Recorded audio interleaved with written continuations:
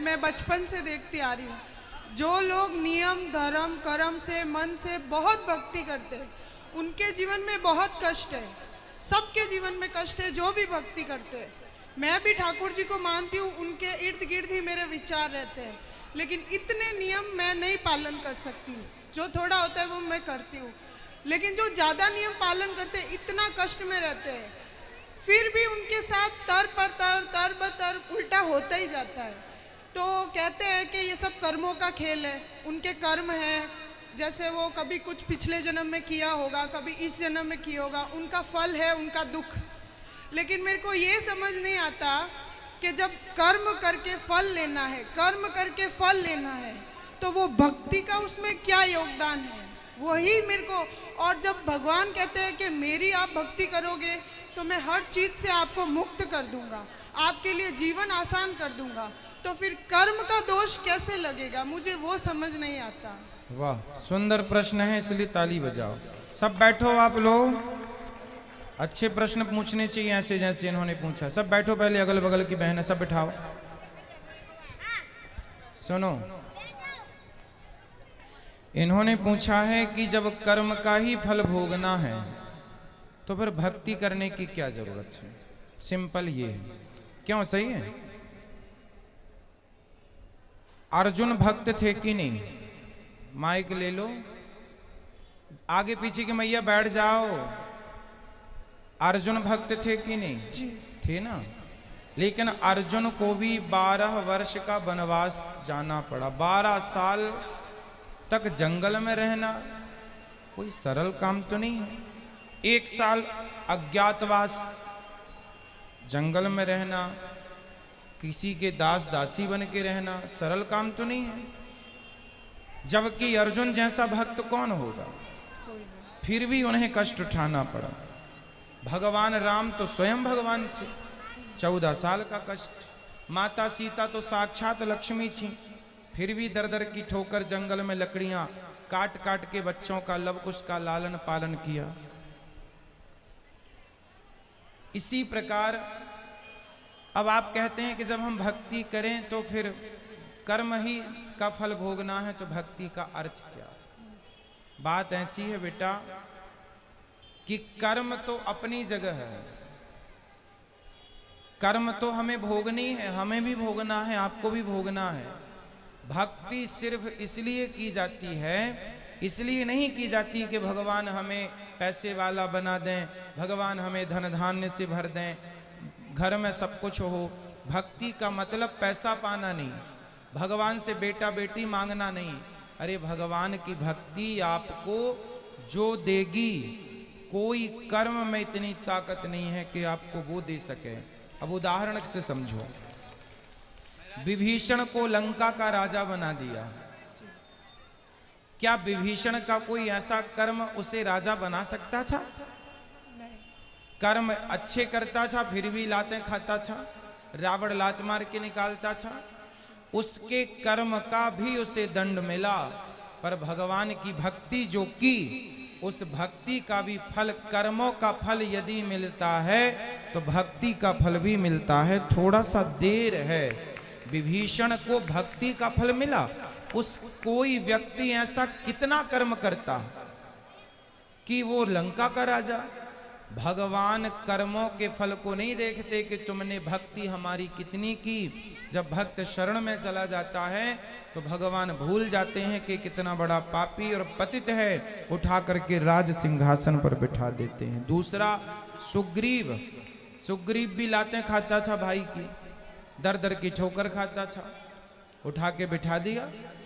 तो भगवान बेटा, भगवान जो दे सकते हैं कोई नहीं। इसलिए गलती हम लोगों की है कि हम उम्मीद क्या करते हैं, हे भगवान हम तुम्हारे इतने बड़े भक्त हैं, तुमने हमें बेटा भी नहीं दिया। हे भगवान हम तुम्हारे इतने बड़े भक्त हैं, रहने को घर भी नहीं दिया। हे भगवान तुम्हारे हम इतने बड़े भक्त हैं, हमारा पति नहीं सुनता, बेटा नहीं सुनता।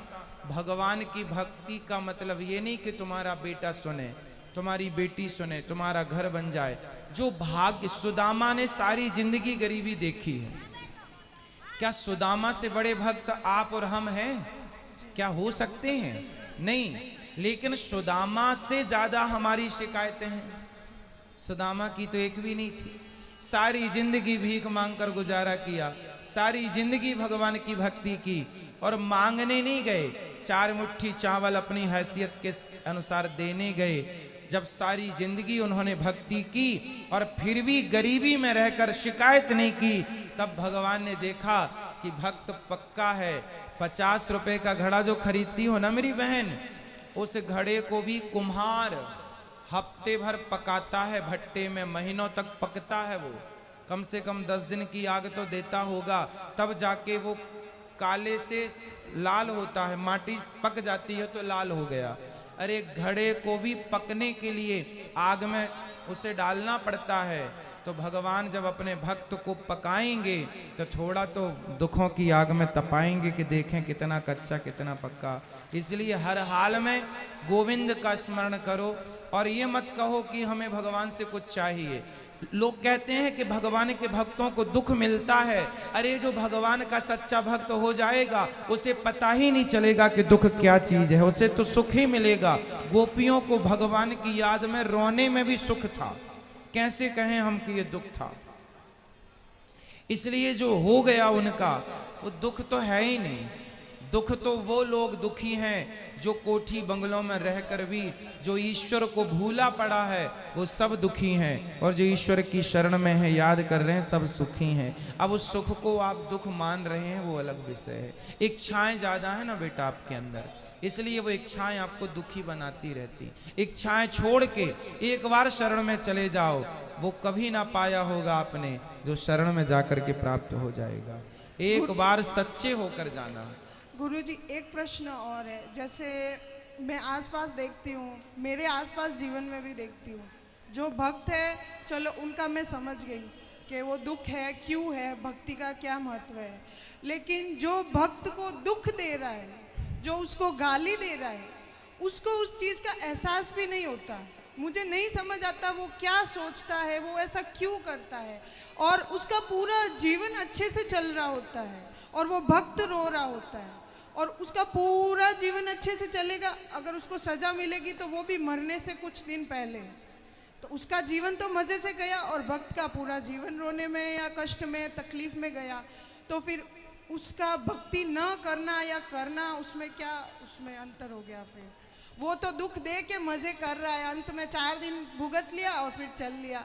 वो बेचारा भक्त पूरा टाइम रोता रहता है, गाली जो खाता भक्त होता है ना बेटा, आप किसी भक्त को जाकर पत्थर मारिए, आप किसी भक्त को जाकर के लाठी और जूते से मारिए, तो मारने वाले की तरफ भक्त जब देखता है ना तो वो ईश्वर से प्रार्थना करने लगता है, हे भगवान इसने मुझे जूते मारे हैं, हे भगवान इसने मुझे पत्थर और लाठियां मारी हैं, हे भगवान इसे क्षमा कर देना। क्योंकि भगवान बड़े गुस्से में आ जाते हैं जब कोई भक्त को मारता है। पर वो भक्त, आज की कथा सुनी आपने, द्रौपदी के 5 बेटों को मार डाला था अश्वत्थामा ने, और भगवान ने पूछा कि बता क्या करूं इसके साथ।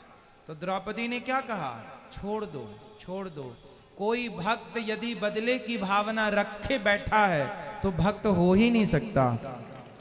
भक्त तो ये चाहता है कि इसने गलती की है पर भगवान इस पर क्षमा करना, और भगवान क्षमा करते नहीं हैं। विभीषण को लात मारा रावण ने, मारा लात मारा भगवान ने, भगवान को भक्त को भगवान ने कहा रावण तुमने मेरी छाती में लात मारे होते ना मैं तुम्हें माफ कर देता, तुमने भक्त को मारा है इसलिए माफ नहीं सर्वनाश करूंगा, कर दिया।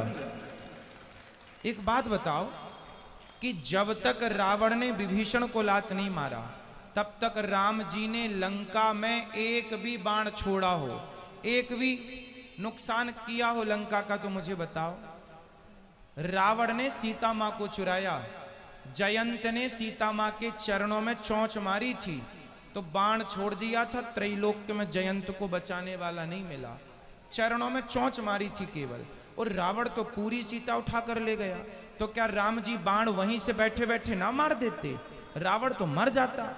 लेकिन नहीं, राम जी ने कहा कि रावण भले मेरी पत्नी का हरण किया हो लेकिन मेरे भक्त को रोटी खिलाता है विभीषण को, इसलिए मैं बाल भी बांका नहीं करूंगा।